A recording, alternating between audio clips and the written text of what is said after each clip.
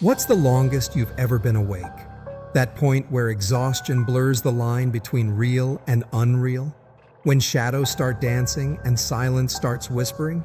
Most people shake it off, drink some coffee, and tell themselves they're just tired. But what if those things you see when you're half awake are actually seeing you too? These stories come from people who stayed awake too long, who saw things in those gray hours between midnight and dawn that shouldn't exist. Things that followed them back to the waking world. Things that made sure they'd never sleep soundly again. The hidden camera. They say technology makes us safer. That's what Katie's parents thought when they installed their new security system. But sometimes the things meant to protect us create opportunities for those who want to harm us. The Bennett family lived in a two-story colonial in what real estate agents call a transitional neighborhood. Nice houses with good bones, but still affordable because of the occasional break-in or vandalism. When the Morrisons 2 doors down got robbed, it sent ripples of anxiety through the whole street. "They took everything," Mrs. Morrison told Katie's mom over coffee. "And the worst part? We were on vacation. They knew we were gone. They'd been watching us." That conversation sparked a security arms race on Cherry Street. Within a month, every house had cameras, motion sensors, or both.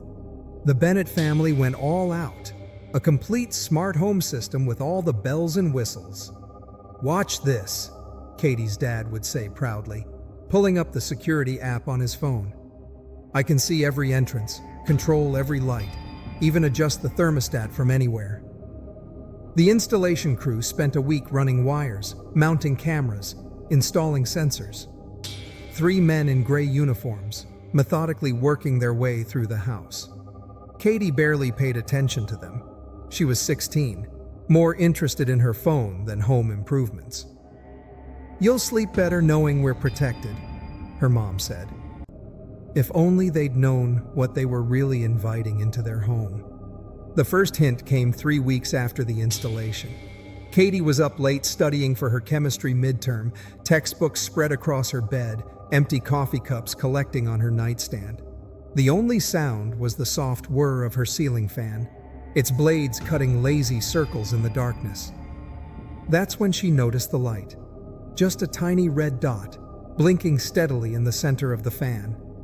She might not have spotted it if she hadn't looked up at exactly the right moment, stretching her neck after hours of hunching over notes. At first, she dismissed it. Their house was full of blinking lights now. The security panel by her door had a green light. The Wi-Fi router in the hall blinked blue. Even her smart speaker had its own light show. But something about this light nagged at her. Maybe it was its position, perfect center of the fan. Maybe it was its color, red instead of the usual green or blue. Or maybe it was just instinct, that gut feeling when something isn't quite right. The next morning over breakfast, she mentioned it to her dad. "Hey, do all our security cameras have green lights?" Her dad lowered his newspaper, frowning slightly. "Yeah, why?" "There's a red one in my room, in the ceiling fan." The way his face changed, that's when Katie knew something was wrong. Her dad, usually quick with an explanation for everything, just sat there, coffee cup frozen halfway to his mouth. "We don't have any cameras upstairs," he said slowly. "Just the entrances and outside." Katie felt her stomach drop, like missing a step going downstairs in the dark. She pushed away from the table, her half-eaten toast forgotten. In her room, she dragged her desk chair under the fan. Standing on it made the chair wobble slightly. She had to grab the fan's base to steady herself. That's when she felt it. Just below the light housing, almost invisible against the black metal, a small device attached with electrical tape. Her hands trembled as she took photos with her phone. The device was about the size of a USB drive with a tiny lens on one end. A camera. But not one of theirs. Questions flooded her mind, each one worse than the last. Who put it there? How long had it been watching her? She thought about all the times she'd changed clothes in her room, talked on the phone about personal things, cried about her breakup with Jason last month. Katie's dad called the police immediately. Within an hour, Their quiet suburban house had turned into something from a crime show. Two detectives in plain clothes, a tech specialist with a case full of equipment, and a uniformed officer taking notes in the kitchen. The tech specialist, a woman named Garcia, methodically swept Katie's room. What she found made Katie's skin crawl. Not just one camera, there were three. The one in the fan was just the most obvious. "Here," Garcia pointed to Katie's desk lamp. "See how the base is slightly thicker on one side?"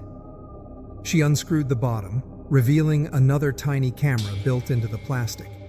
The third one was the worst, disguised as a smoke detector, positioned perfectly to capture the entire room. All three cameras were wireless, broadcasting their feeds somewhere nearby.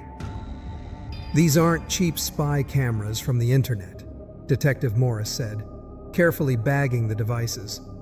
"This is professional-grade surveillance equipment, the kind used by private investigators or high-end security firms." The word broadcasting hit Katie like a physical blow. "You mean someone's watching these right now?" Garcia nodded grimly. "The signals are live. Whoever placed these has been watching in real time." Katie rushed to the bathroom, barely making it before getting sick. The thought of unknown eyes watching her every move, for who knows how long. She could feel phantom gazes on her skin, making her want to scrub herself clean. The police set up surveillance around the neighborhood. The camera's signal had to be received somewhere close by. These models had a limited range. For 3 days, unmarked cars watched the streets while tech experts traced the signal. At 2 a.m. on the fourth night, they got a hit. A car parked 2 streets over, partially hidden behind a hedge. Inside, a laptop showed multiple video feeds, including one of Katie's dark, empty bedroom. The man behind the wheel didn't even try to run when the police approached. James Turner, age 45, lead installer for Secure Home Systems, the company that had put in their security system. The spare key he'd kept in case they needed to check the system had given him access whenever the family was out. When police searched his house, the horror of what they'd uncovered truly emerged. Dozens of hard drives filled with videos, not just of Katie, of other girls and women, all customers who'd had security systems installed. Some footage went back years. His phone contained an app that alerted him when motion sensors detected Katie was in her room. He'd been parking nearby almost every night, watching her through those cameras, taking notes about her routine. In a locked drawer in his office, they found detailed plans.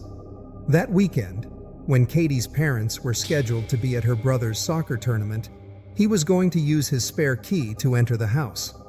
If Katie hadn't noticed that tiny red light. The worst part, Katie says now, 2 years later, wasn't the cameras themselves. It was realizing how long I'd been living my life for an audience I didn't know I had. Every private moment, every conversation with friends, every time I cried or laughed or just sat alone with my thoughts, he was there, watching, taking notes, planning. The Bennetts moved shortly after.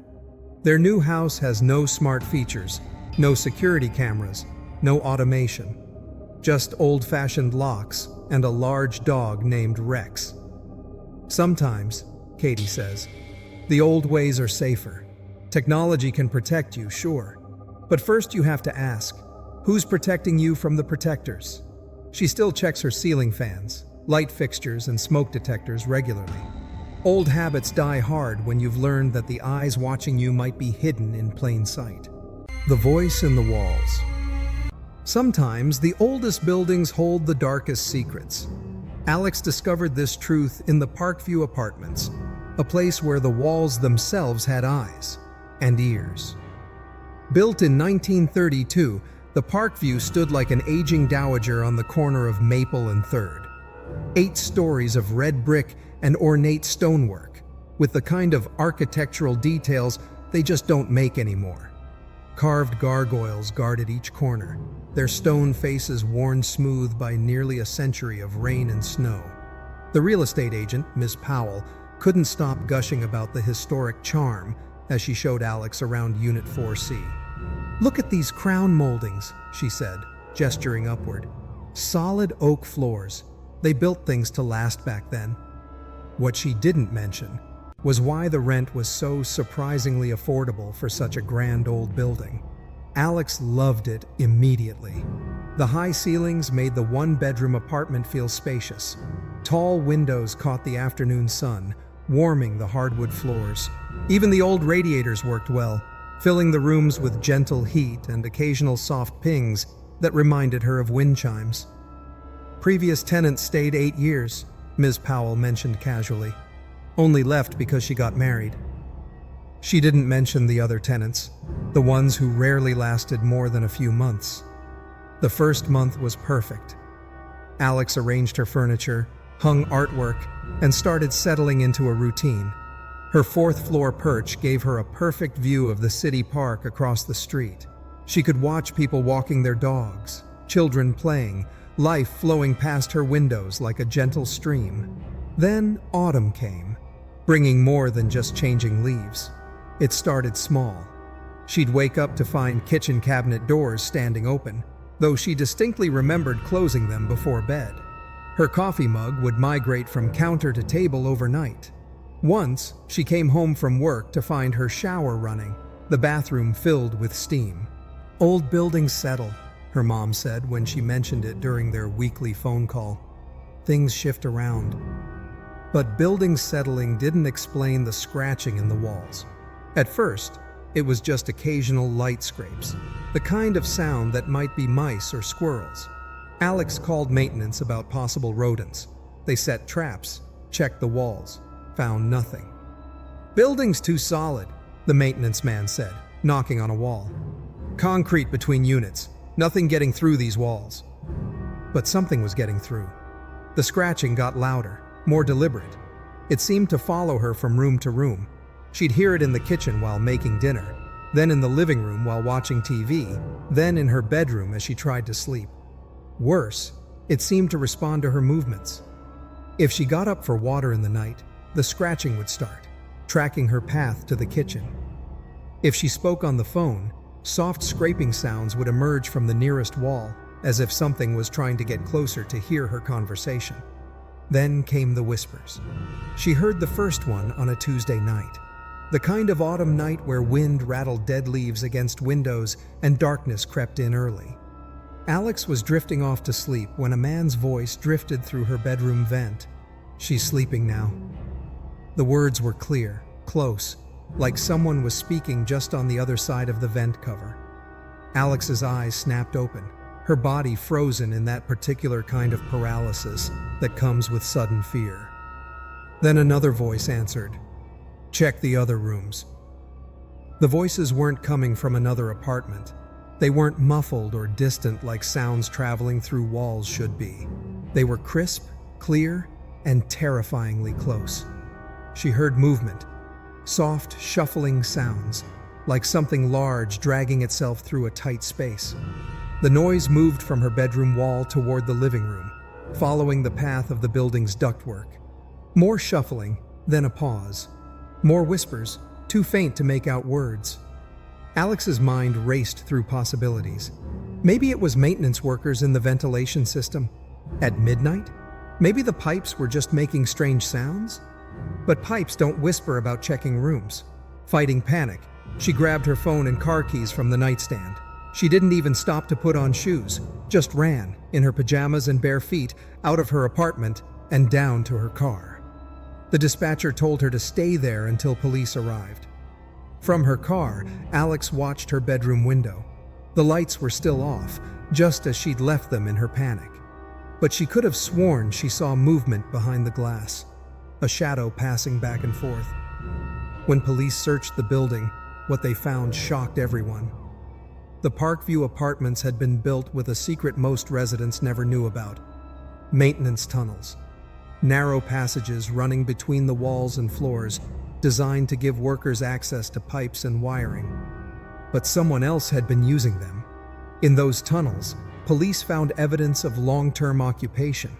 Sleeping bags laid out in wider sections where pipes created more space, food wrappers neatly stacked, battery-powered lanterns, even a crude map drawn on cardboard, showing all the access points and best observation spots. The most disturbing discovery was the notebooks. Pages and pages of detailed observations about the building's residents. 4A, works nights, empty 7 p.m., 7 a.m. 5C, elderly woman, heavy sleeper, TV always on. 4C, new tenant, young female, lives alone, regular schedule, talks to mom Sundays. They'd been watching, learning routines, making notes about when apartments were empty, which residents lived alone, who had security systems. The two men were caught trying to escape through a tunnel exit in the basement. Both were former maintenance workers who'd been fired years ago, but they'd kept their access keys to the tunnel system. They'd been living in the walls for months, stealing small items from apartments, watching residents through vents and gaps in the walls. It was like a game, one of them told police. See how long we could stay hidden. See what we could learn about people who never knew we were there. The police investigation revealed more horrors. The men hadn't just been watching, they'd been planning. Their latest notebook contained detailed preparations for something bigger. 4C, perfect target. Sleeps with window cracked. Sound from park masks noise. Easy access through kitchen vent, wide enough to reach through. They'd been practicing reaching through vents while residents slept, seeing how far they could extend their arms into rooms. Some of the stolen items they took weren't just random. They were testing what they could grab, how quietly they could move. In Alex's apartment, police found fingerprints on her bedroom vent cover. They'd already removed the screws, making it easy to slip off. The vent was right above her bed. 2 more nights, the notebook read. Full moon means enough light to work. She sleeps deeply after her evening tea. They'd been watching her nightly routine, timing her sleep patterns. They knew when she took her tea, which corner of the couch she sat in to read, even which side of the bed she slept on. The investigation uncovered years of similar activities in other buildings, always old apartments with maintenance tunnels, always targeting young women living alone. Some residents had reported strange noises or missing items, but no one had ever connected the incidents. The walls were like highways to them, Detective Rodriguez explained to Alex later. They could move through the entire building without ever being seen. They knew every shortcut, every observation point, every weak spot in the infrastructure. The police found Alex's missing coffee mug in their makeshift camp, along with dozens of other small items from other apartments. Hair ties, single earrings, pages from personal journals, trophies, the detective called them. Some of these items went missing months ago, Rodriguez said. The residents probably thought they'd just misplaced them, never knowing someone had reached through their vents while they slept, taking pieces of their lives. Alex never spent another night in that apartment. She couldn't bear the thought of all those times she'd been alone, or thought she was alone. How many nights had they watched her sleep? How many private phone conversations had they overheard? How many times had they been just inches away, separated only by a thin layer of drywall? The Parkview apartments stand empty now. The maintenance tunnels have been sealed with concrete, but no one wants to live there. At night, neighbors sometimes report strange sounds coming from the building, scratching in the walls, whispers in the vents, movement in dark windows. The building's just settling, real estate agents tell potential buyers. But Alex knows better. She works in real estate herself now, specializing in newer buildings. First thing I check in any property, she says, is the blueprint. You'd be surprised how many old buildings have spaces between the walls, places where things can hide, places where the walls themselves can watch you. She keeps her current apartment's vent covers sealed with security screws. No maintenance worker is allowed in without her present. And she never, ever lives anywhere with crawl spaces or maintenance tunnels. Some people are afraid of what might break into their homes, she says. I'm more afraid of what might already be inside the walls, watching and waiting. But maybe watch them during daylight, when the shadows can't reach you. Yet. If you want to hear more true stories of things that shouldn't exist, hit subscribe and turn on notifications. You'll want to know when the next video drops. And here's a question for you. What's the creepiest thing you've ever seen at 3 a.m.? Let me know in the comments below. I read every single one, even the ones that seem too terrifying to be real. Until next time, keep your lights on.